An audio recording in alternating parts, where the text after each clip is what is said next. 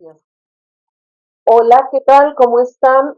Ah, nosotros aquí, de parte de la facultad, junto con la Secretaría de Atención a la Comunidad, que le agradecemos enormemente, actividades extracurriculares y el sistema de bibliotecas, vamos a platicar el día de hoy sobre cómo utilizar las citas y las referencias. Tenemos el gusto de tener invitados. Ana María Román, que ya me conocen, Fernando Carlos, que está aquí con nosotros, Patricia Ivonne Bautista y Óscar Joaquín Solano van a intervenir con nosotros. Vamos a comenzar con algunas reflexiones que requieren alguna definición. Pues no sé si lo requieran, Ivonne, pero a mí me gusta definir, saber de qué estoy hablando, ¿no? Y vemos que una información es un dato, ¿no? Una noticia, un hecho, y eso pues no nos lleva necesariamente a tener conocimiento, porque se confunde mucho, ¿no? De hecho, se dice que en las bibliotecas hay conocimiento, y no es cierto, hay datos, hay pues, simples datos. Para que esa información, saber que va a llover hoy, lo tenemos que pasar entre lo que están nuestras orejas, ¿sí? Que funcionen las neuronas, que se intercambien. Y cuando lo hagamos nuestro, pues vamos que va a llover, pues que tenga un paraguas, ¿no? Mínimo. Si puedo no salgo, no sé, ¿no? Entonces ya es conocimiento. ¿Sí? Si nomás supimos que llovió y hasta nos mojamos, pues no sirvió de nada, ¿verdad? Y de eso, por eso puse una escalerita, porque de ahí a ser sabios, pues tampoco implica tener muchos conocimientos o mucha información, ya vamos a ser sabios. Yo un día leí una definición que me encantó y la hice mía, que dice que la sabiduría utiliza las herramientas, lo que sabe, lo que conoce, para ser feliz. Y yo creo, no sé si estás de acuerdo, Ivonne, que es fácil ser sabio así, ¿no? Claro, no requiere mucha interacción o mucha fuerza por parte de uno o para no poder desarrollar o entender de lo que se está hablando, ¿no? Desarrollar una idea o un proyecto, simplemente tenerlo por tenerlo no es conocimiento. Así es. Entonces, usar las cosas para, pues si además somos felices y además logramos que nuestro entorno sea feliz, que viva en paz, pues más que sabemos, ¿verdad? Entonces, bueno, está la información, está su contraparte, ¿verdad? La desinformación, que es la falta de información. Pues soy un ejemplo, un buen ejemplo de ello. Evito los noticieros en la tele, donde sea. No lo puedo evitar, ¿verdad? Porque estoy en las redes sociales de la biblioteca y ahí me llega todo, pero yo no soy de las que anda buscando un noticiero o leyendo un periódico, ¿no? Está todo tan feo que prefiero no hacer. Entonces, es esa falta de información o tener datos erróneos que vamos pescando por aquí, por allá, por todos lados, ¿no? En todos lados hay estos datos falsos, datos equivocados, por donde quiera. Y vamos a quedarnos con lo que nos guste, ¿verdad? Puede ser la peor falsedad, pero nos suena bonito y pues la creemos, ¿no? Entonces de ahí que necesitamos generar el conocimiento, procesarlo, racionalizarlo, cuestionarlo. Y este otro término viene la infodemia, que está de moda, según la OMS, es la sobreabundancia de información en línea o en cualquier otro formato. Donde quiera que nos llueve información, ¿verdad? Si entramos a internet o prendemos del radio, hay un noticiero tras otro, una información, un dato, programas especiales de opinión, lo que sé yo, entonces datos sobran. Oye, doctora, pero ¿no cree usted que esto es relativo? Porque realmente para mí a lo mejor desde escuchar dos noticieros ya es exceso de información. Sin embargo, puede haber personas que crean que es poco y requiere, no sé, buscar otras fuentes, otros datos, noticieros, revistas, artículos, etcétera, y requiere más información que para otra persona puede ser excesiva. Entonces siento que es relativo y que pues depende de la persona, la perspectiva que le des y también el tema, porque a lo mejor es muchísima información, pero ¿de qué calidad es esta información? ¿Es verdadera, es real? ¿Qué fuente lo dio? ¿Cuándo lo dio? A lo mejor no es una información actualizada. Entonces es algo muy relativo, ¿no crees?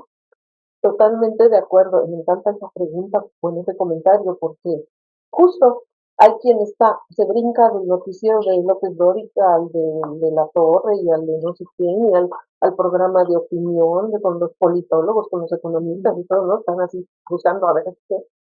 Y es una sobreabundancia, porque ahí tendremos que ver justo la tendencia, ¿no? Porque ahorita hay muchas tendencias hacia un lado, hacia el otro, a la izquierda, a la derecha, en medio, hacia arriba, bueno, por todos lados, ¿no? Entonces, sí, por supuesto, siempre, para eso son nuestras neuronas, porque vamos a ir viendo el que sí, que no, ¿no? Que de todo nos es útil, nos gusta, y si lo vamos a creer, pues siempre dudemos, para eso somos científicos, ¿no? Tengamos que cómo contrastar esta información. Sí, es verdad. Entonces, la otra tiene su contraparte, la desinfodemia, información falsa o incorrecta. Abunda, ¿no? Un montón. Ahí tenemos a los terraplanistas y a los conspiracionistas, ¿no? Los que piensan que todo es falso, que todo es conspiración. Eh, y para que les doy ejemplos, ¿no? El COVID nos ha enseñado tanto. Eh, entonces, nos dejamos engañar, ¿no? Luego somos presa fácil.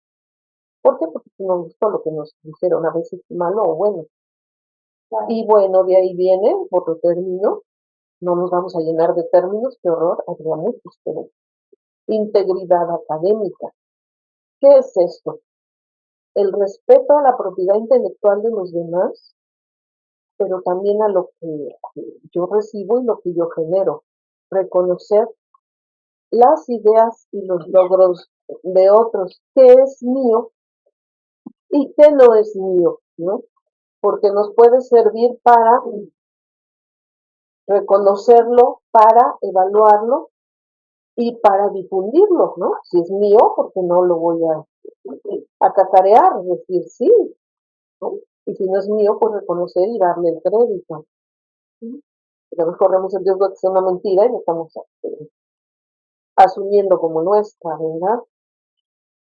Y también esta parte, el mundo de la información, estamos en la era de la información, la era del conocimiento, pero ya nos estacionamos mucho en ella, ¿sí? Si vemos en estas gráficas, que a mí hasta miedo me dan, dice ahí, en 2020, fue el dato más reciente que encontré, cada minuto del día se generan todos esos numerotes en Facebook, esa cantidad, WhatsApp, bueno, ¿cuántos? Cada minuto. Donde quieran, Instagram, cada cosa, ¿no? Es eh, de veras aterrador, no podíamos pensar, ¿y qué estoy perdiendo, no? Si ya nada más en el mundo de los libros, cuánto se decía que había un estante de alrededor de 10.000 kilómetros lineales de libros. Si los ubicamos, un estante de estos, como el que tenemos aquí atrás, llegaría a Italia, de aquí a Italia, de libros, un libro de cada uno en todo el saber humano. Pero bueno, ahí se nos mojan, ¿verdad? Pero acá sería de aquí a la Patagonia, más o menos. Y a mí sí me angustiaba, a mí que me encanta leer y conocer de todo lo que pueda. Pues no, pues ¿cuándo voy a llegar? No más no, ¿no? Nunca, no hay manera. Entonces por eso los medios nos han servido porque somos selectivos. Buscamos lo que nos gusta, lo que necesitamos, lo que el trabajo nos pide, en fin, ¿no? Nuestra profesión. Y también cuánta información hay, pues toda y la que no, ni la que, y la que no queremos también. hablan de 8 zettabytes, ya no son gigas, teras, ¿dónde te quedaste en los terabytes? Correcto. Bueno, pues ya son zettabytes. Y un zettabyte equivale a todo ese número que está ahí de gigas. Y un giga son 1000 bytes, o sea, ese es un mundo, ¿no? Es exagerado. Tremendo, ¿sí? Así que bueno. Oiga, pero también está curiosa la doctora porque se da cuenta, si nos ponemos a analizar en un mundo un poco más cerrado, por ejemplo, no sé, los universitarios, a veces son muy cerrados y siempre buscan las mismas fuentes de información, viendo que hay un mundo y que tienen que aprender a seleccionar qué fuentes son buenas para ellos, en qué momento utilizarlas. Obviamente las redes sociales también son importantes y aportan, desde luego, pero a veces como que se confunden y no saben en qué momento utilizar o recurrir a ciertas fuentes. Entonces también es un arma de doble filo porque tienes tanta información, pues ya no sabes para dónde hacerte, no sabes qué te conviene, qué es bueno, qué es malo, cuándo utilizarlo y cuándo no y en qué momento. Entonces, desde luego que es una cuestión es complicada, ¿no? Se vuelve ya un mundo de información en donde no sabes realmente cómo actuar o cómo utilizarlo. Sí. Si no tienes idea de qué bonito comentario, Ivonne, porque me acabas de dar pie a un comercial. Justo en nuestro quehacer, Fernando y yo, dentro de los talleres que damos, impartimos uno, es bonito y es poco solicitado, pero yo creo que después de esto va a ser más pedido. Eh, Justo evaluación crítica de las publicaciones. Que sí, que no, aunque esté en internet, cuándo es válido, cuándo no, cómo comparar, cómo discernir qué es bueno, qué es válido, qué sí se puede utilizar y qué no. Entonces, es, no tenemos la llave mágica, ¿verdad? Y wow, así con ese curso ya se lo saben todo, ¿no? Pero les ayuda para tener esta capacidad de discernir, punto. Esto me suena que sí, esto no tiene un respaldo, ¿no? Entonces, no olviden, evaluación crítica de las publicaciones científicas, un taller bonito que damos. Ok, bueno, ya inútil meterse en tantas cifras, es demasiado, nomás para que vean que hay mucho, pero que también es hora de hacer algo, pues, ¿verdad? Y bueno, ¿qué vamos a hacer? Pues buscamos información, hacemos estudios de campo, experimentos, encuestas, no sé, medimos, pesamos, pero citamos, ¿no? Tenemos que buscar la información, ya hay mucho escrito, y entonces citamos. Así que bueno, vamos con las definiciones, que es citar, es informarle al lector de dónde obtuvimos la información, la fuente o origen de la información que estamos, de los datos que estamos utilizando. ¿Por qué vamos a citar? Pues para darle crédito a quien lo hizo, ¿no? Al dueño de la idea, del descubrimiento, del pensamiento, por ejemplo, encontré que más o menos en México había como 23 millones de perros callejeros. Y no tenía una fuente, no tenían quién los contó, cómo le hicieron, porque cuando vino INEGI aquí a la biblioteca, hablaron de que los animales de compañía no eran de su interés. Entonces, ¿quién los contaba? No me supieron decir, pero ahora ya encontré citas que sí, es INEGI quien dijo que había 23 millones de perros. Si es cierto o no, pues te da tarea, bueno, porque yo hasta ahí me quedé, ¿no? Todavía es algo que apenas descubrí. Y que bueno, era importante porque cada perro producía, ¿cuántos? 600 gramos de excrementos al día. Pues ahí multiplica, ¿no? ¿Cuál es el tamaño de nuestro problema, no? Y bueno, entonces yo no fui a contar cuántas veces me pesé la popó de los perros, no sé. Y ese dato sí no lo encontré en la fuente. ¿Quién lo hizo? No lo sé. Pues, pues, si lo hice, póngalo, ¿no? Y si lo hizo otro, pues también póngalo. También para poder reutilizar los datos de esos trabajos, ¿no? Cotizarlos, ver si son válidos, si tienen un sustento, analizar qué antecedentes hay sobre el tema, contextualizarlo, ¿no? Ubicarlo en el espacio, el tiempo, el paradigma de moda, ¿no? ustedes saben, hemos pasado muchos paradigmas cuando la revolución industrial, por ejemplo, nos decía, había que producir en serie, ¿no?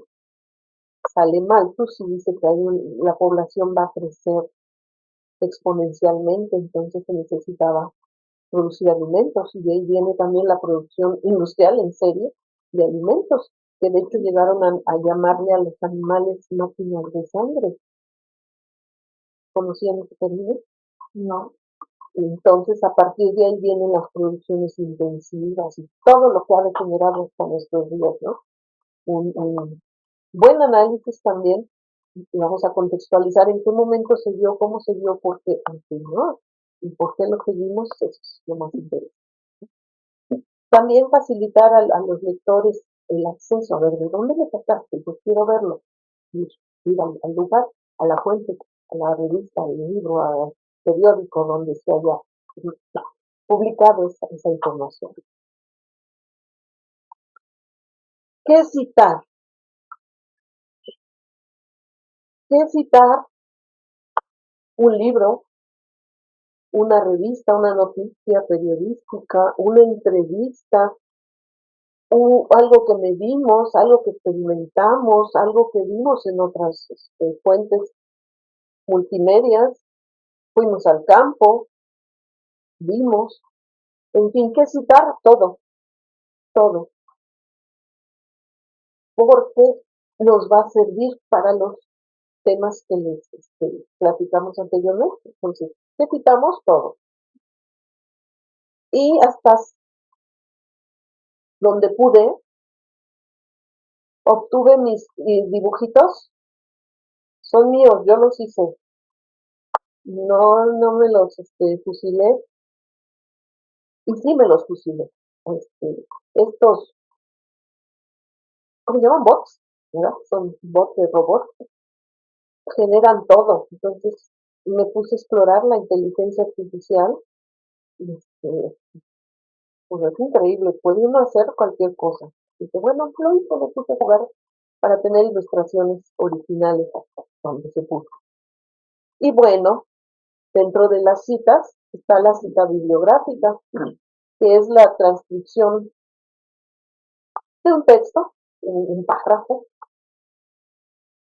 con la referencia exacta de su origen, es decir, debe tener la fuente hasta las páginas. Está el ejemplo a la derecha, está transcribiendo un texto, una idea, y ponemos enseguida entre paréntesis. En general depende del formato que se elija o que nos pidan, el autor, el año y las páginas de donde tengo. Esa es una cita parcial, es lo que se llama una cita parcial. Y después al final en nuestra bibliografía completa se pone la cita completa con todos los datos. El nombre completo del autor, el título, y que se publicó, si es libro, editorial, en fin, ¿no? Todos los datos. Y estas citas pueden ser textuales, como está el ejemplo, transcripción completa, aún con las incorrecciones, si las tuviera. Puede ser corta, menos de 40 palabras, o extensa, más de 40. Puede ser indirecta, ideológica o contextual, o sea que usamos nada más la idea del autor y la escribimos con nuestras palabras. Si es la idea, si es así algo muy relevante, se pone el autor, quien la originó, ¿no? Lo que yo pienso de esa idea o lo que yo quiero transmitir, pero conservando a quien la generó, ¿no? También una cita de citas, o sea, cita de segunda mano, que se toma de otro autor, es muy común, ¿no? Cuando vemos que en un artículo, en un capítulo de un libro dice, fulano de tal dijo no sé qué, pero el autor del libro o del artículo es otro. Entonces es que alguien citó a otro y nosotros lo citamos a la vez. Eso se vale, ponemos la fuente, por supuesto, pero si no la checamos, y ya me pasó, corremos el riesgo de que sea una mentira, ¿no? Entonces, puede ser que el dato esté equivocado, que no es cierto que lo dijo aquel, como lo vemos muy frecuente en Facebook, ¿no? Que dice, hay una frase, y dice Gandhi, ¿no? En ese, jamás lo dijo Gandhi, luego le achacan a Mafalda, ¿no? Un montón de cosas que no las dijo. Entonces ese es el riesgo que corremos al citar a alguien que citó a otro y no los protejamos, ¿no? Si no vemos si de veras lo dijo. Entonces vamos a estar haciendo una transcripción de mentiras.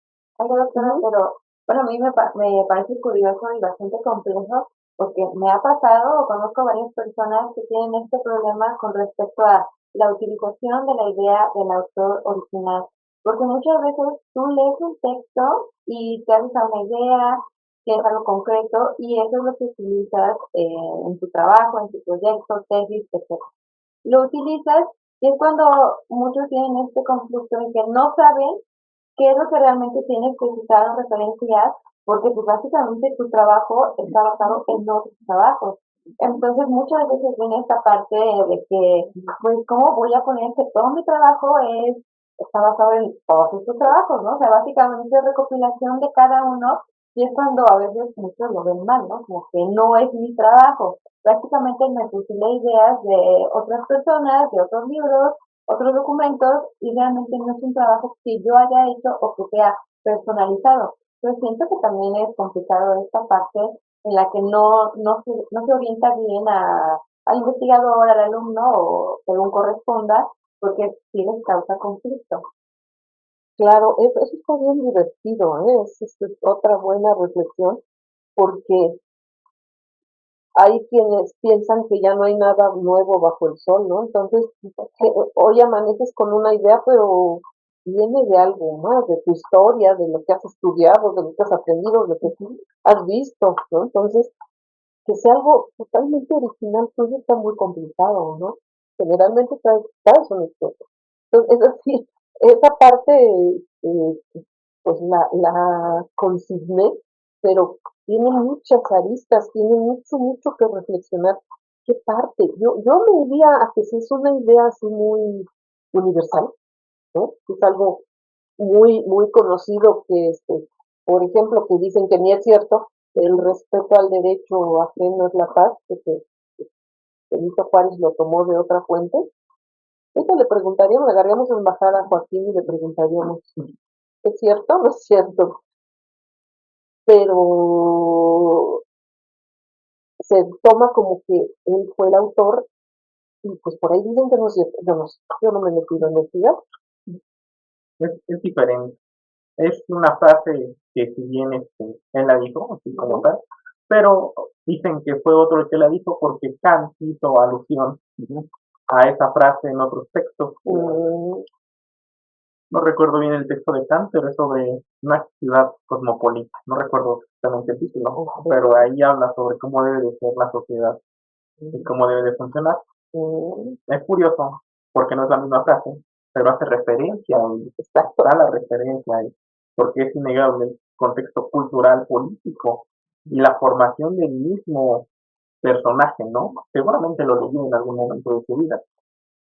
claro, por su profesión, sí, justo. Fue plan con maña porque Joaquín es estudiante de historia. Queríamos saber qué pasaba. Y es eso, tener una idea así original. Bueno, yo una vez soñé que me contaba un chiste que no me sabía y me desperté carcajeándome. O sea, sí, fue curioso, ¿no? Porque eso fue, me conté un chiste que yo en la vida había oído. Y me desperté riendo, pero en cuanto desperté se me olvidó, no tenía algo original y no lo supe aprovechar. Pero digo, fuera de esas locuras, ¿no? Como para saber que tienes una idea totalmente original, inédita, pues está difícil, ¿no? Entonces, sí, es muy interesante esta reflexión que nos comenta Joaquín. ¿Cómo saber los límites?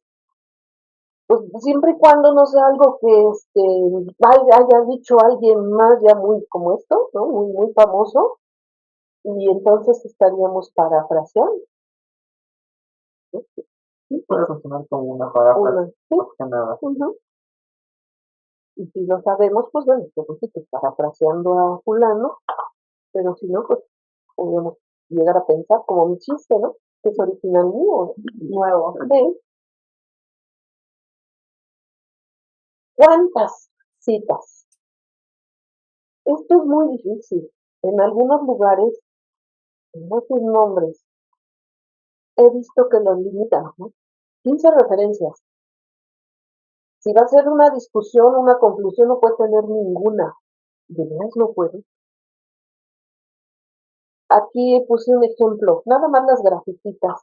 Hace tiempo, ya lo puedo decir, antes era muy delicado, nos pidieron una consulta exhaustiva, retrospectiva, histórica, o sea, completa, del uso de los arsénicos. Antes, no sé si ustedes lo sepan, se usaba el arsénico, había productos, medicamentos con arsénico, arsenicales.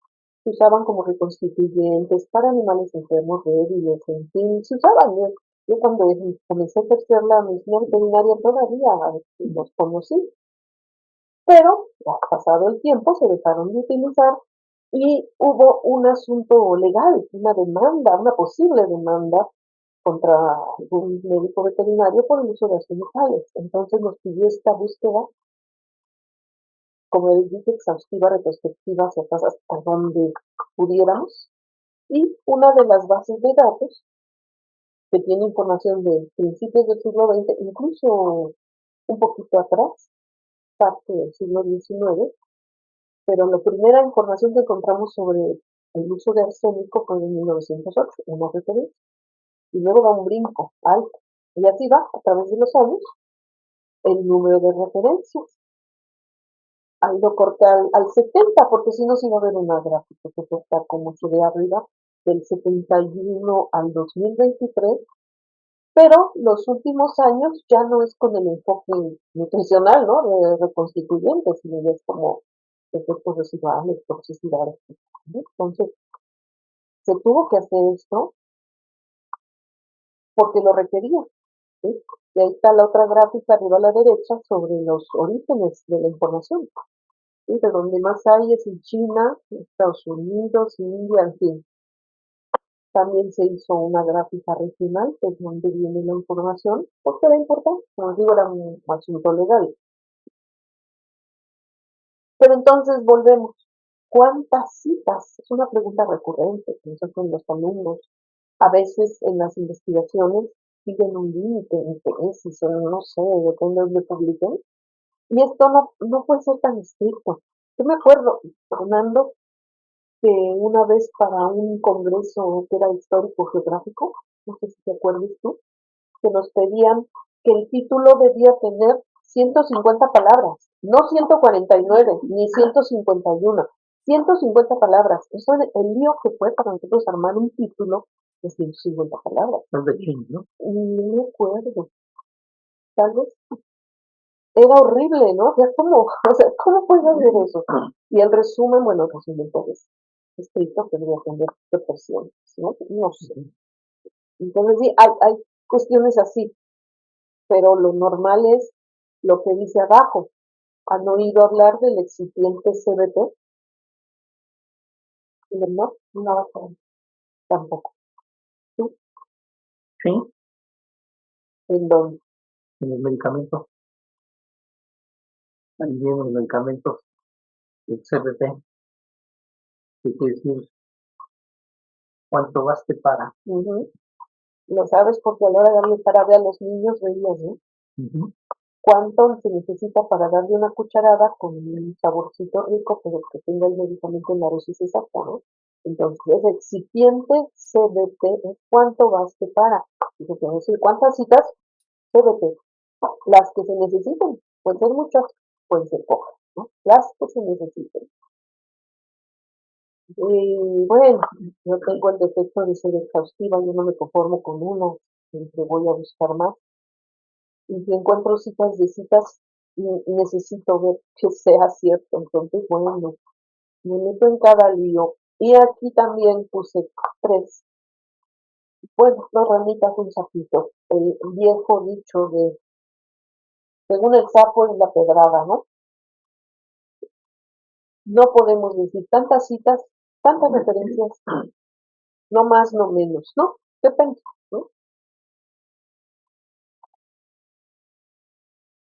Y entonces nos vamos a lo que sigue, las referencias bibliográficas, que son los datos exactos, detallados, con los que el autor facilita que vayamos a la fuente o a sus pares. Pues es un artículo de una revista, con una conferencia, y nos lleva a exactamente dónde lo vamos a ubicar. Una lista, generalmente, con las publicaciones. Y generalmente se incluyen en el final del trabajo, antes de los anexos. Según la revista, el congreso o la editorial donde se vaya a publicar, ellos también tienen sus reglas. Por ejemplo, aquí en la facultad tenemos un órgano oficial que es la revista Veterinaria México, o FENACES ahora, la versión digital. Ahí está la liga, veterinariamexico.cnz.unam.mx, y ahí vienen los lineamientos para publicar. ¿Cómo vamos a poner las citas? Ahí también pueden decirnos cuántos autores, cuántos, así, todos los detalles.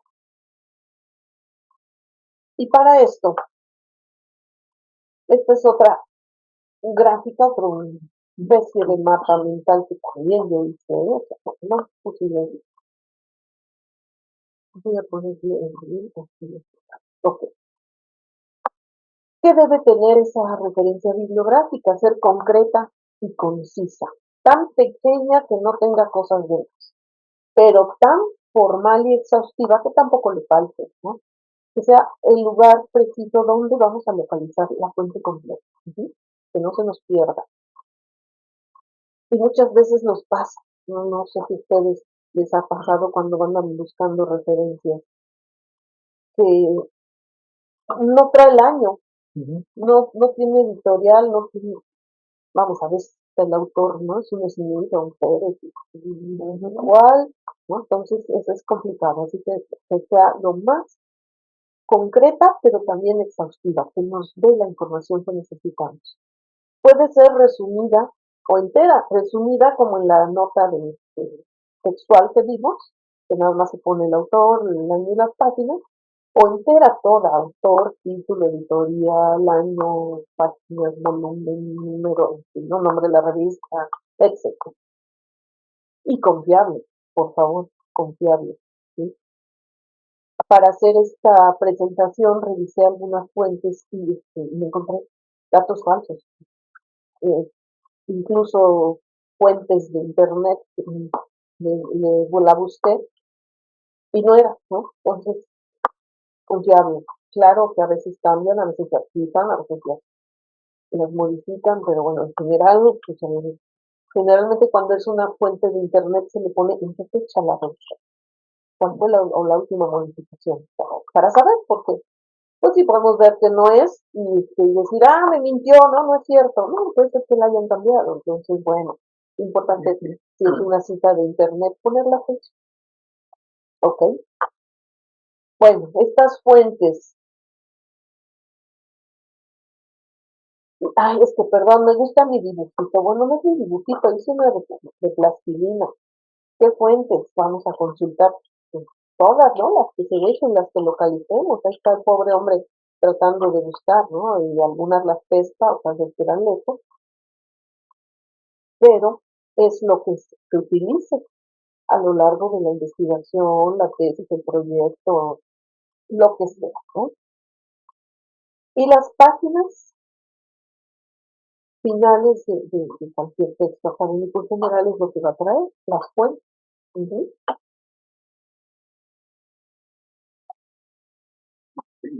¿Para qué consultamos otras fuentes? Pues necesitamos aclararnos, ¿no? Como en el caso del principio de esta presentación, yo necesitaba definir, ¿no? Para saber que hablamos de lo mismo, que no me estén entendiendo otra cosa, espero que se me estén hablando de lo mismo, ¿sí? Es una comunicación que se ve claramente cuando los significados son evidentes, fáciles de captar, la lectura e interpretación son relativamente sencillos de entender por los pares, tampoco vamos a querer que todo el mundo lo entienda a su caso, lo van a entender los que estén sensibles a eso, especialistas en el área. ¿Qué tan precisa? ¿Qué plantea el título, los objetivos, que sea congruente, ¿sí? Porque muchas veces le ponemos al tesis que van a arreglar la paz mundial o van a hacer no sé qué, a salvar al planeta, que están estudiando un árbol, ¿no? Por ejemplo. Entonces, que sean congruentes con lo que están investigando. ¿Y a quién va dirigido el lenguaje se tiene que ajustar? ¿A quiénes? Si voy a hacer un trabajo, pero que me gusta buscar las fuentes más modernas, lo último que haya, pero va a ser para un público más general, pues yo tengo que bajar, ¿no? Tengo que ajustar el lenguaje. Si va a ser a mis pares, bueno, pues las domingueras, ¿no? Para pantallar. Eso hay que tomarlo en cuenta.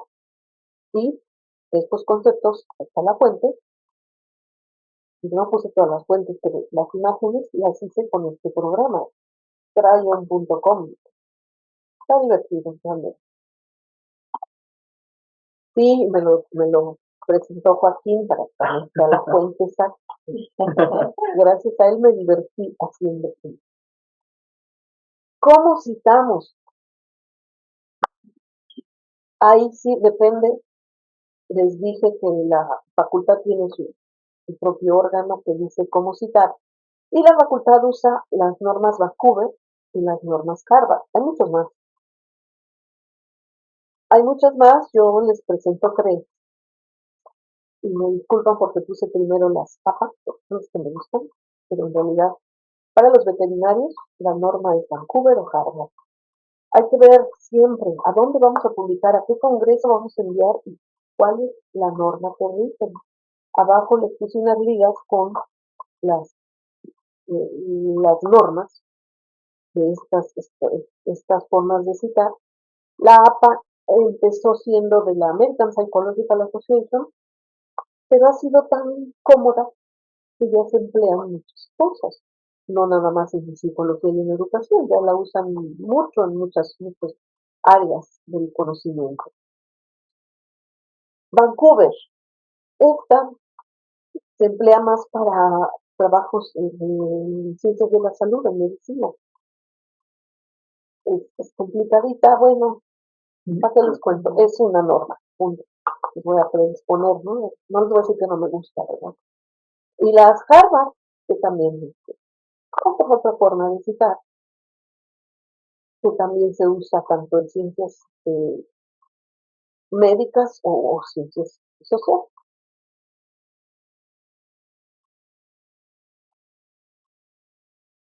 Vamos a detallar una, por ejemplo, APA.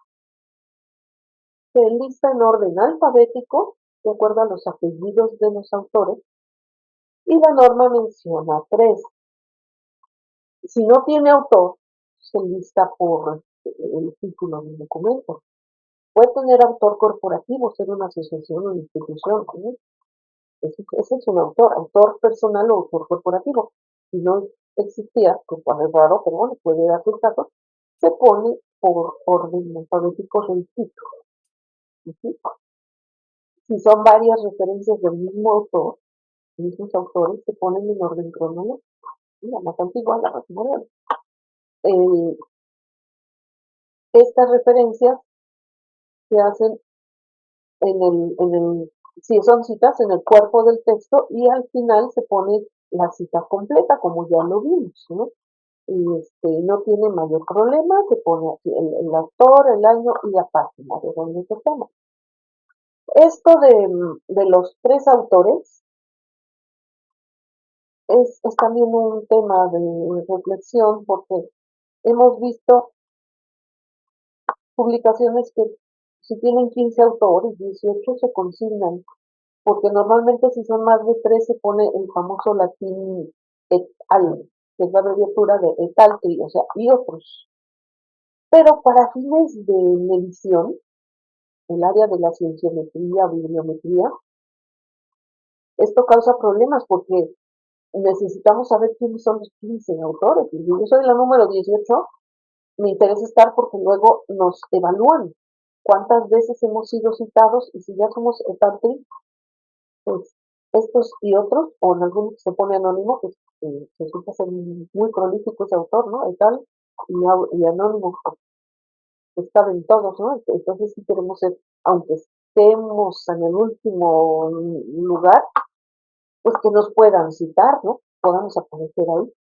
Entonces, esto no siempre hemos visto que se aplica. Por eso, los documentos en versión electrónica deben incluir su URL, que significa Uniform Resource Locator, o el DOI famoso, Digital Object Identifier. Y además les digo la fecha en que se modificó la página o la fecha en la que consultamos. Porque esto les digo que yo ya lo busqué, ha cambiado, y cómo saber si fue error del autor, si nomás la puso porque se le atravesó, o la cambiaron, ¿no? Entonces, siempre sí poner en versiones electrónicas la fecha. ¿Qué ponemos? Normalmente es el primer apellido del autor completo y siguen las iniciales del segundo apellido cuando lo tienen y los no. La fecha de publicación va enseguida en este formato APA. Después va el título y los datos de la publicación. ¿Sí? Que es revista, nombre de la revista, el capítulo, el número, el volumen, las páginas. Si la referencia es un recurso digital, igual. La URL, el DOI y la fecha. Aquí tenemos unos ejemplos. Está el apellido, las iniciales, el año y tienen hasta un mes, si lo tienen, si no solo el año. Después viene el título, comportamiento agresivo de los que es una ponencia, dice, se presentó en un congreso y están los datos, el Congreso Internacional de Psicología, en Alemania, y las páginas donde se encuentra ese trabajo. ¿Sí? Después viene algo por título, ahí no hay un autor, pasa con las cosas de organismos, ¿no? El Programa de Naciones Unidas para el Desarrollo, y ahí fue donde me encontré ese error, ese DOI que está en rojo, se supone que estaba ligado a esa referencia, pero pues a la hora que la vi no tenía nada que ver, lo que despliega es esa otra que está ahí. Entonces, igual puse un error, no sé, entonces yo encontré la liga de ese otro, entonces la consiguió. Entonces, por eso las citas de citas son peligrosas, hay que comparar, hay que buscar, hay que ver si es cierto. ¿Sí? Ahí está con su liga de internet. ¿Sí? Ahí sí no puse la fecha, esta me falta la fecha que lo consulté. Una cita textual en la APA. No sé si han visto, a mí me vuelven loca. Las citas que les dicen ir y esas cosas, tú sí las sabes usar. Sí, yo sí las usas. Sí, El Colegio de Historia de la Facultad de Filosofía y Letras en un momento utilizó las normas del Centro de Investigaciones Históricas y ellos utilizaban las locuciones latinas para hacer referencia a ese tipo de cosas. Entonces, a mi parecer, creo yo que son muy completas. Híjole, Y son muy útiles una vez que, pues como en todo las aprendes a que usar, las ¿no? entiendes.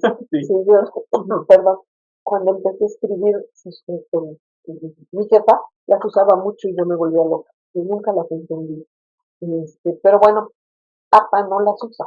Usa el autor, o el apellido, el año y la página, ¿sí? Y al final la cita completa. Es muy sencillo. Bueno, como dice Joaquín, la es muy completa. Habría que conocerla más.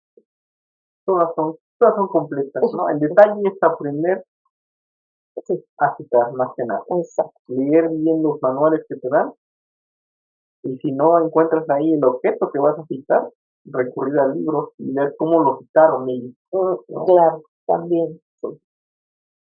Una cita narrativa quiere decir que lo que importa más es el autor. Entonces, en esa cita vamos a resaltar al autor, como en este caso dice, analizando la crisis financiera del 2008, Lynch, ahí está el autor, y se pone el año, afirma que, y se pone la cita, y adelante se pone la página. ¿sí? Porque importa más resaltar que Lynch dijo eso. O si es una cita entre paréntesis, lo que importa es la cita, no tanto el autor. Es la misma cita, pero puesta entre paréntesis. Ahí habla de que varios economistas afirmaron y se pone la cita, y luego entre paréntesis escribimos quién lo dijo Lynch en 2012 en la página 117. Depende de lo que se quiera resaltar. Son dos formas de escribir. Ahí están en chiquito unos ejemplos vivos de cómo están citados. En las flechas se ve que está una cita textual con la cita entre paréntesis y otra, y en las referencias finales está completo el dato de esa referencia. El estilo Vancouver. Aquí se listan las entradas según su orden de aparición. Y eso, digo, igual hay que saberlo usar, hay que entrar. Trabaja muy bien en ellas, a mí me cuesta trabajo, me complica, porque siempre ando buscando sitios, agregando nuevas. Pero bueno, esta tiene un número, se anota en el cuerpo del texto y al final va el número en orden de aparición, no, a mí me importa el alfabético. ¿Sí? Igual incluye autor, ahí menciona 6 autores, ya comentamos que es importante. Pues una vez más depende, ¿no? ¿Qué tan importantes estén todos? Pues sí es importante. ¿Sí? O no, según cada quien. El título del libro, la edición, los datos del libro, si es un libro, o es un capítulo, pues también incluyendo con las páginas. Si es un artículo, igual el autor, el título del artículo, la revista que puede ser abreviada o puede ser completa, la he visto de las dos formas, año, volumen, número, las páginas. ¿Dónde ubicar esa revista, ese artículo de la revista? O la página de internet, igual, autores, el título que tiene en internet, lugar, revisión, fechas de cuándo se consultó. Igual, ahí está un ejemplo vivo de eso, cómo están, no está en orden alfabético necesariamente, sino cómo se fueron presentando las. Igual, las citas textuales se muestran con números. Se puede poner ahí en pie de página o al final. Hay dos ejemplos aquí. Vemos que primero está un doble L, después uno con C y después con F, que tiene los datos que ya mencioné. Y el estilo Harvard, que es el otro que acepta la facultad. Aquí también se ordenan de manera alfabética, muy parecido al APA, solo que son los autores, año de publicación, nombre de la revista o capítulo del libro, o el nombre del libro, lo que sea, y el sitio web. Igual, las citas textuales muy parecidas al formato APA. Y al final, la referencia completa siempre va a estar completa, no necesitamos. Ahí hay varios ejemplos y vemos que está en orden alfabético y el primero es un autor corporativo, ¿no? La Comisión Nacional del Mercado de Valores, el lugar, el año, el título, bueno, es el informe anual de 2010, pero la publicación es de 2011 en España y las siglas de la comisión porque fue la editora. Uno por autor, igual con su liga de internet y ahí sí viene cuando consultamos esa fuente. Uno más, un libro o una revista, no, un congreso, perdón. ¿Sí? No hay más como ver los ejemplos. Los manejadores de referencias, no sé si han oído hablar de ellos, estos nos ayudan muchísimo. Estos gestores o manejadores son herramientas que nos permiten crear una base de datos personal en nuestra computadora o en internet, se puede compartir, Con las citas también puede poner los textos completos, la dirección electrónica, y lo podemos bajar de una base de datos o nosotros teclearle, y son nuestras comunicaciones también, las queremos presumir, o de internet, ¿sí? Lo instalamos y nos dirigimos, lo quiero también disponible en internet, en la base de datos, y además lo ligamos a Word, nuestro manejador de palabras, nuestro procesador de palabras, y ya nos genera estas referencias, y aparte si el texto completo lo puede ligar ahí y tenerlo disponible, pero también manejan todos los formatos que se les ocurra de cómo citar. Entonces ahí nosotros lo bajamos y no importa cómo esté, y le podemos decir, hacer una búsqueda, a ver, dame todo lo de el cólico en caballo. Y ahora dámelo en formato Harvard, porque es como lo necesito. Lo hace. Y luego, peor tantito, pásamelo a mi lista de referencias de Word y ya tenemos el trabajo hecho. Realmente nos facilita mucho la tarea. Y podemos hacerlo a niveles también, compartirlo con los amigos, con los compañeros de equipo, no sé, del grupo de trabajo, y tenemos unas referencias, unos datos compartidos, y trabajar así, ya sea por invitación o queremos presumir nuestras publicaciones. Las liberamos a internet y ya ahí todo el mundo sabe lo que estamos escribiendo, ¿sí? Los que están con rojo tienen una versión gratuita y otra pagada, y los que están con azul solo pagada. Ahí está un ejemplo, tenemos arriba una base de datos y ahí mismo nos dice el exportar, no importar, exportar. Si tenemos Mendeley, RedWorks, cualquier otro Zotero, y abajo tenemos abierta nuestra página de Zotero, y estas que señalé, los que tienen el cuadrito naranja, le digo, sí, pásamelas a Zotero y ya las hice con todos sus datos. ¿Sí? Realmente nos facilita la chamba muchos. Hay un ejemplo, Bitme, que tiene opción gratuita y opción pagada. Este es por suscripción mensual. Depende de la base de datos, algunas son anuales. Entonces, bueno, y esta, la versión pagada de Bitme, que me hizo curiosa porque tiene detección de plagio. Y se ve cuáles son los fusiles de ¿no? Entonces ya tiene eso incluido. Pues bueno, los programas antiplagios son muy caros, y hasta donde yo sé no hay versiones gratuitas. Entonces, pues, esta es una opción. Aquí está la página de Zotero y lo que se puede incluir en la versión gratuita, 300 megas, en la versión más barata, 2 gigas o ilimitado, si se pagan $120 al año. Y ahora vamos a ver una parte, un anexo, que es qué tipo de publicaciones son. Aquí está artículos de revistas con su resumen que podemos tener. La mayoría de los casos es lo que tenemos a la mano, ver el resumen. Y así nos interesa, pues buscamos la fuente completa.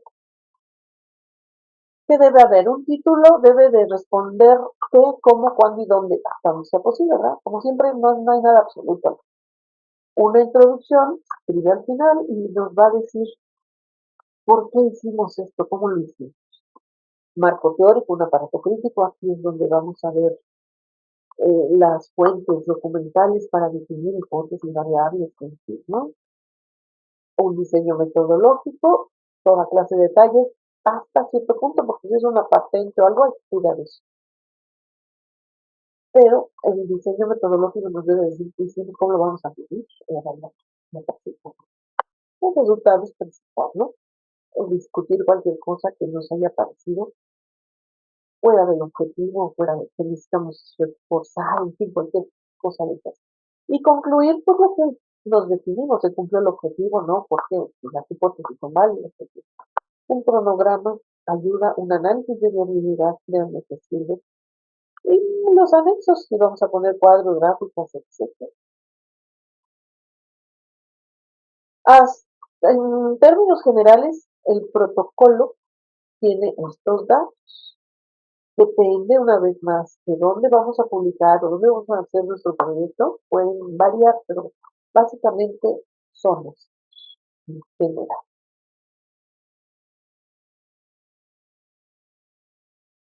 No voy a detallarlos, nomás para que lo conozcan. Estos, como les digo, pueden modificar. En general es lo que nos dice. ¿Qué tipo de publicaciones podemos tener? Trabajos académicos, escolares, informes científicos, tesina o informes de servicio social, o tesis, artículos de revistas, capítulos de libros, o libros, revisiones bibliográficas, investigaciones, ensayos, memorias en congresos o notas periodísticas. Estuvo muy concurrido entrevistar a los expertos todo este tiempo de pandemia. Y bueno, ya casi para concluir, hablaríamos de los derechos de autor. Y como yo no debo confesar que no manejo muy bien esto, está la Ley Federal de Derechos de Autor, ese es su nombre, la pueden encontrar en internet. No sé si me quieras comentar algo, Fernando. Bueno, sí, Un poquito la la, cámara. la ley de derechos de autor tiene muchas excepciones, pero a la vez también cosas muy concretas, muy explícitas, ¿no? Como dice, ser expresamente prohibidas sin la autorización escrita de los titulares del copyright bajo las sanciones establecidas por las leyes. La reproducción total o parcial de esta obra por cualquier medio o procedimiento comprendidas la reprografía y el tratamiento informático. Yo estuve revisando la ley y me encontré, por ejemplo, el artículo 148, que dice más o menos algo así. Las obras literarias y artísticas ya divulgadas podrán utilizarse siempre y cuando no se afecte a la explotación normal de la obra, sin autorización del titular o del derecho patrimonial y sin remuneración, citando invariablemente la fuente y sin alterar la obra, solo en los siguientes casos. Aquí nos dice citar, que ya se ha visto en toda esta parte de la plática. La cita de textos, siempre que la cantidad tomada no pueda considerarse como una reproducción simulada y sustancial del contenido de la obra. La reproducción de artículos, fotografías, ilustraciones y comentarios referentes a acontecimientos de actualidad, publicados por la prensa o difundidos por la radio o la televisión o cualquier otro medio de difusión, si esto no hubiere sido expresamente prohibido por el titular del derecho. Y entonces aquí nos está diciendo que cualquier reproducción de cualquier tipo tiene que llevar ¿cómo se llama? El aval del titular, del derecho. Reproducción de partes de la obra para la crítica e investigación científica, literaria o artística. La reproducción por una sola vez y en un solo ejemplar de una obra literaria o artística para uso personal y privado de quien la hace sin fines de lucro. Entonces, toda investigación o todo tipo de escrito o de artículo que se escriba o cualquier trabajo, como pueden ustedes ver, necesita básicamente ser citado de dónde se obtuvo la información, porque siempre hay que citar para evitar precisamente esto de estar en contra de los derechos de autor. Y no nada más para lo que son textos y, digamos, investigaciones científicas, también tiene que ver con lo que es la reproducción y comunicación de distribución de medios o ¿cómo se llama? De dibujos, o también para la reproducción de una sola copia por parte de un archivo o biblioteca, por razón de seguridad y preservación, y que se encuentre agotada o descatalogada y en peligro de desaparecer, también se tiene que citar, ¿sí? Para evitar precisamente procedimientos judiciales o administrativos. Entonces, Hay una serie de conjuntos de instrumentos judiciales que son gratuitos, que nos pueden facilitar y usar para poder hacer un escrito o un trabajo. Ya vimos todo lo que hay que hacer para poder citar, que puede ser un momento dado engorroso o trabajoso, pero la finalidad es que se sepa de dónde viene cada información. Como ya lo dijo Ana María hace rato, necesitamos saber de dónde viene. Como yo le digo a mis alumnos cuando doy algunas clases, es sobre información, fuentes de información. Siempre les digo, todos tenemos una necesidad de información, para todo. Y la persona que no tenga una necesidad de información, pues felicitaciones, porque es el que tiene la vida muy resuelta. No conozco a nadie específica. Entonces, cuando tenemos una necesidad de información, pues también necesitamos una necesidad para citar. Y además, si no lo conté, yo siempre les digo, si yo no lo vi, no lo pregunté, no lo medí, no lo pesé, no es mío. Entonces, pues pongamos de dónde salió y nos quitamos de problemas. Un caso fuerte en una de las facultades de la universidad fue demandada por el Archivo General de la Nación porque usaron parte de su información sin autorización. Entonces, cuidado con eso, ¿no? No es esto de los fines educativos, esto ya no es tan cierto, hay que buscar. Si se requiere permiso, hay que pedirlo. Si se requiere citar, hay que citar. Ujú. Y otra de las fuentes es muy usado, muy sonado, Creative Commons o comunes creativos que Joaquín nos va a platicar un poquito de eso.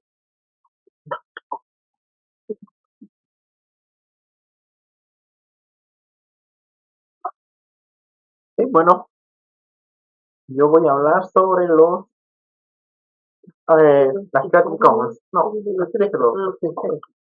Yo voy a hablar sobre las Creative Commons. Las Creative Commons, en un inicio, se puede decir que es una asociación sin fines de lucro que crea de cierta forma instrumentos jurídicos que apoyan o que se apoyan, mejor dicho, en las leyes de autor, como mi compañero lo expuso hace rato. Pero también, de aparte de ser una asociación, su parte más importante también fungen como licencias creativas. Estas licencias ayudan ayudan y permiten a que las obras puedan ser modificadas y puedan ser adaptadas a lo que quiere el autor. Por ejemplo, si bien está el derecho, las leyes de autor de México y de cada país, estas leyes, luego no, las licencias Creative Commons se apoyan en esas leyes para facilitar que el autor tenga mm, cierta oportunidad de ver cómo quiere compartir su trabajo y qué quiere que se haga con su mismo trabajo. Este, como lo mencioné hace rato, estas, estas Creative Commons, estas licencias, que de hecho tienen auge apenas hace alrededor de 13, 15 años, que fue cuando se crearon, alrededor de 2011, y que hoy por hoy son muy importantes y muchos artículos académicos, muchos libros han hecho uso de ellas. Estas licencias no reemplazan en lo más mínimo los derechos de autor. Siempre los derechos de autor están por arriba de las Creative Commons. Son las más importantes los derechos de autor. Pero los Creative Commons son como unas leyes, son instrumentos jurídicos que se han hecho para que los que no somos abogados y que no contamos con todo este lenguaje técnico de los mismos, podamos entender cómo funciona un poco este, esta forma en la que se comparte la información y en la que se tiene acceso, ¿no? Porque al final de cuentas, la información tiene un fin y este debe de ser compartida. Y si no cumple ese fin, habría que preguntarnos, entonces, ¿por qué está esa información allí, no? ¿Por qué no tiene información? Bueno, las licencias se centran en el libre intercambio de la información. En pos de esto, se han centrado en hacer etiquetas que permitan identificar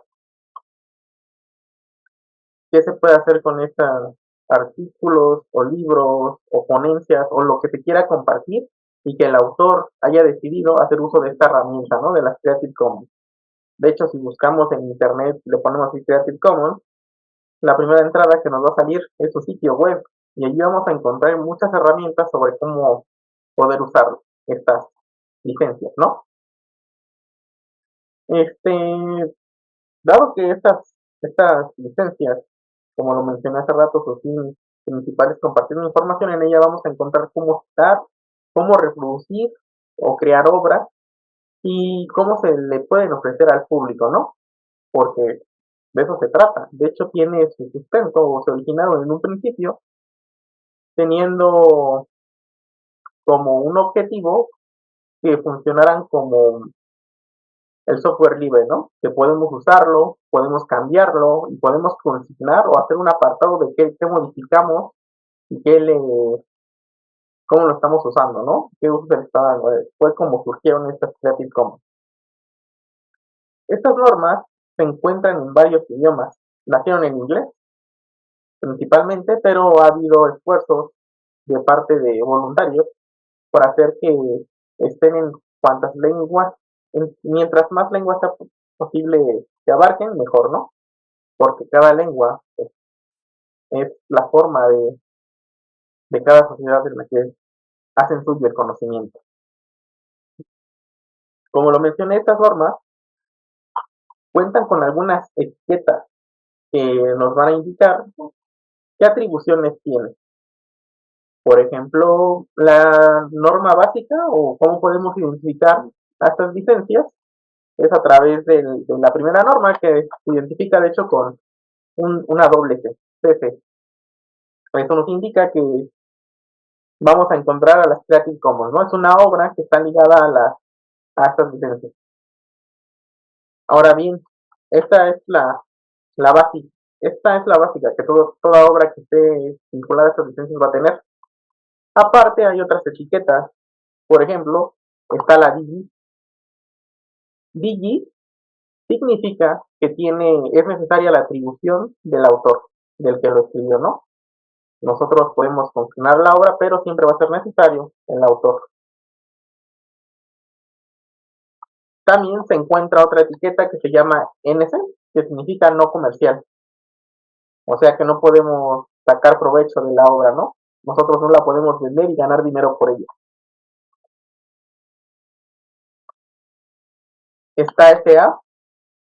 SA significa que tenemos la obra y la podemos reproducir hasta cierto punto y crear obras derivadas de la misma obra original, pero que no podemos hacer, bueno, que bueno, es lo fundamental, ¿no? Que se puede hacer esto.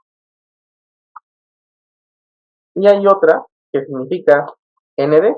ND, al contrario de SA, significa que no podemos hacer obras derivadas de la obra original. Me faltó mencionar, por ejemplo, que en SA, las obras derivadas de la misma obra que estamos usando va a tener las mismas características que el original. Por ejemplo, si la única restricción que tenía la original era mencionar al autor, entonces la obra que se desline de la original igual solamente va a poder usar eso. Solamente tiene que ser citado el autor, no más. Ahora bien, estas son etiquetas que hace uso la Creative Commons para hacer sus licencias. Pero cada una de estas etiquetas se puede utilizar en conjunto con otras para hacer ciertas categorías. Por ejemplo, se usa CC y DY. Esta es una categoría que es la más usada regularmente por aquellos que están estas normas y permite la máxima difusión del trabajo, porque cuando tú estás incluyendo estas dos, significa que solamente estás pidiendo que te mencionen así si eres el autor de la obra.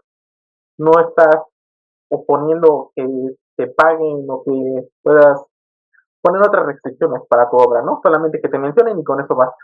No hay más. Pero hay muchas otras combinaciones de las mismas normas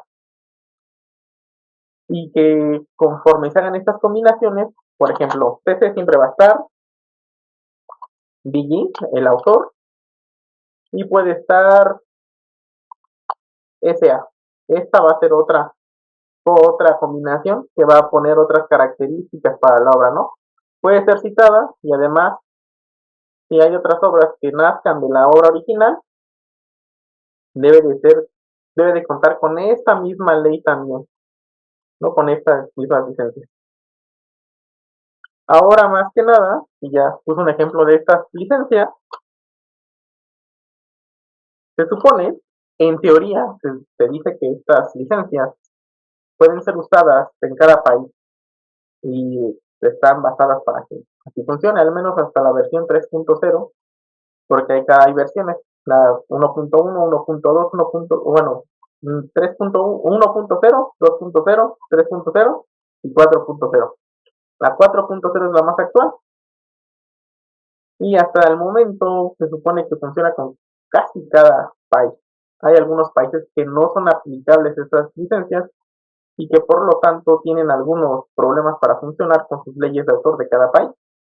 Pero en general, teóricamente, se puede hacer uso de estas normas cada persona, ¿no? En México se puede hacer uso, hay algunos libros funcionados bajo estas licencias, ¿no? Y esto es fantástico, porque incluso tú como autor, así tengas un pequeño escrito, lo puedes usar para dar esta seriedad a tus escritos, ¿no? Para ver qué quieres que se hagan con ellos.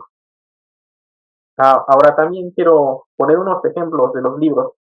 Por ejemplo, este libro que tengo aquí, que se llama Pasado Interactivo, tiene casi todos los libros tienen una hoja legal. En la hoja legal podemos ver que aquí se hace mención, no sé si no, creo que no se alcanza a ver muy bien, pero aquí se hace mención sobre la norma, sobre la licencia que están utilizando. Menciona que es la 3.0 y también tiene las etiquetas que ya había mencionado anteriormente. Reconocimiento no comercial y sin obra derivada. Entonces ya podemos tener con este libro qué se puede hacer con esta obra y qué no se puede hacer con esta obra. Ahora tenemos aquí otro libro que igual cuenta con las mismas características que el pasado, pero en otro formato distinto. Diría yo que más ilustrativo. Por ejemplo, aquí se ve y se puede ver con más claridad claramente. Claramente. Bueno, se puede ver con más claridad estas etiquetas, ¿no? De hecho, está cuadritos tan característicos de las licencias que se pueden utilizar. Como podemos ver, esta obra cuenta con BG, que es el reconocimiento del autor, el NC, que es no comercial, y el SA, que todas las obras que nazcan de este título deben de tener las mismas características que esta licencia en un principio, ¿no? Y que se pueden hacer otras obras, que es lo más importante. Y es otro libro que cuenta igual con estas mismas licencias. Y bueno, y algo más tradicional está este otro libro.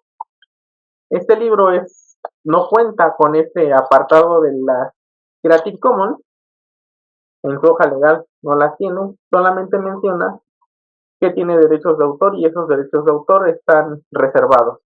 Entonces, esta obra es más restrictiva que las dos anteriores y no se puede usar para muchísimas cosas. No se puede ni distribuir, ni comerciar con ella, ni hacer derivados de la misma. Y nos demuestra que ahí es una obra tradicional, están ahí los derechos de autor de cada país y de México principalmente. Pues, de mi parte creo que sería todo y sería interesante que pudieran entrar a la página a verla y se informen sobre estas licencias de uso porque ayudan muchísimo a quienes estamos empezando con el trabajo para ser autores. Y ya, creo que sería todo. Muchas gracias, Joaquín. Eh, aprendí mucho. Yo decía, sí, el Creative Commons, pero no me sonaba, ¿verdad? Ahora que lo vi también. con ejemplos, no, padrísimo, se entiende muy bien. Y se entiende por qué también. Muy útil, más que nada, ¿no? Exacto, porque es la tendencia y es además no nomás la tendencia, sino para proteger. Muy bien. Bueno, nosotros los cuatro Gracias, Ivonne, gracias, Joaquín, gracias, Fernando. Eh, Terminamos, estamos abiertos a sus comentarios, sus dudas. Esperamos que esto haya sido claro, que sea de utilidad y si no hay más, nada que comentar, cuiden, citen todo, denle el crédito a quien lo tiene y nos quitamos de problemas, ¿no? Como les decía yo a mis hijos, pórtense bien y olvídense de que el diablo existe, ¿no? Ujú. Claro. Si no hay más, pues les agradezco mucho. Yo aprendí, todos aprendimos, Todos ¿verdad? aprendimos el Sí, día de hoy. Siempre se aprende. mi grupo me gustó, muchas gracias. Espero que a ustedes también. Y con esto nos despedimos y que les vaya muy bonito. Hasta luego. Gracias a usted, doctora, por invitarme. Gracias, doctora. Al Gracias. contrario. Muy bien. Gracias.